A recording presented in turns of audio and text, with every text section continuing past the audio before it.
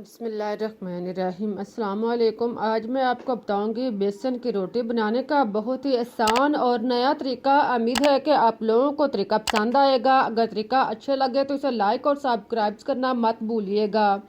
इसके लिए आप एक कप बेसन लें, इसको आप छान कर बाउल में या किसी परात में डाल लें। साथ में आप हरा धनिया कटा हुआ थोड़ा सा डाल लें और फिर आप आधा कप कटी हुई हरी पालक शामिल कर लें। 2 से 3 अदद हरी मिर्च कटे हुई डालने के बाद अब आप इसमें 1 अदद प्याज, इसको आप इस तरह का दरमियाने साइज का लच्छेदार, जो ना ज़्यादा बारीक हो ना मोटा हो, काट लें। 1 चम्मच सुरख मिर्च कुटी हुई शामिल करें। साथ में आप 1 चम्मच नमक डाल लें और फिर आप आधा चम्मच हल्दी पाउडर डालने के बाद अब आप इसमें ज़ीरा साबुत 1 चम्मच शामिल कर लें। फिर आप इसमें खुश्क धनिया साबुत 1 से 1.5 चम्मच, इसको हाथ पर रख कर मिसल लें। इसके बाद आप जवैन 1 चम्मच डाल लें। कसूरी मेथी आप 1 से 1.5 चम्मच डालने के बाद अब आप उबला हुआ आलू 1 से 2 अदद लें। इसको आप हाथ से मिसल कर इसके अंदर शामिल कर लें। इसको आप क्रश भी कर सकते हैं। इसको आप हाथ के साथ नरम करके दबाकर इसमें डाल लें। देखें, इस तरह आलू डालने के बाद अब आप इसको अच्छी तरह मिक्स कर लें। हाथ से आप सारी चीज़ों को अच्छी तरह मिक्स करें और गूंद लें। इसको आप पानी लगाए बगैर नरम करते जाएंगे तो ये अच्छी तरह मिक्स हो जाएगा। इस तरह का मेज़ा जो है वो तैयार हो जाएगा। इस तरह का नॉर्मल मेज़ा तैयार करने के बाद आप इसे एक साइड पर रख दें। अब आप गूंदा हुआ आटा लें।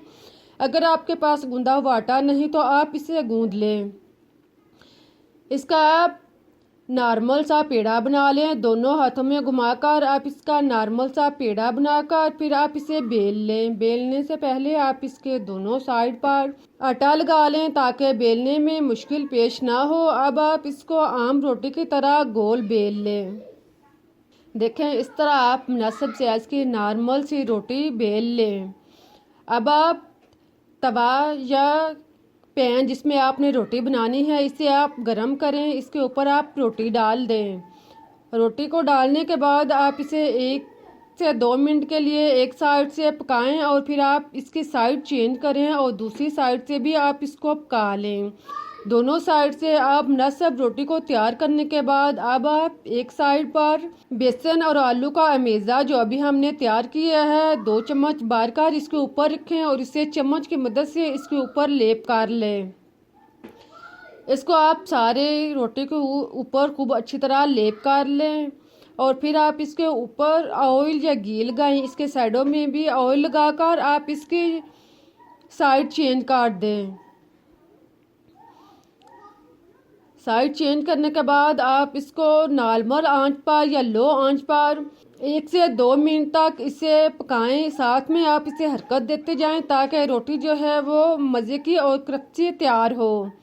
जब रोटी ब्राउन हो जाए तो आप इसकी साइड चेंज करें। 1-2 दफ़ा इसकी साइड चेंज करें और साथ में आप इसको हरकत देते जाएं। अच्छी तरह ब्राउन हो जाए इस तरह की तो आप इसे उतार लें और बाकी रोटियां भी आप इसी तरह तैयार कर लें। मैं इधर 2 रोटियां तैयार की हैं। मैं आपको तोड़ के दिखाती हूँ कि कितनी अच्छी मज़े की और टेस्टी रोटी तैयार हुई है। इस तरीके से आप रोटी बनाएंगे तो घर वाले मज़े के साथ खाएंगे।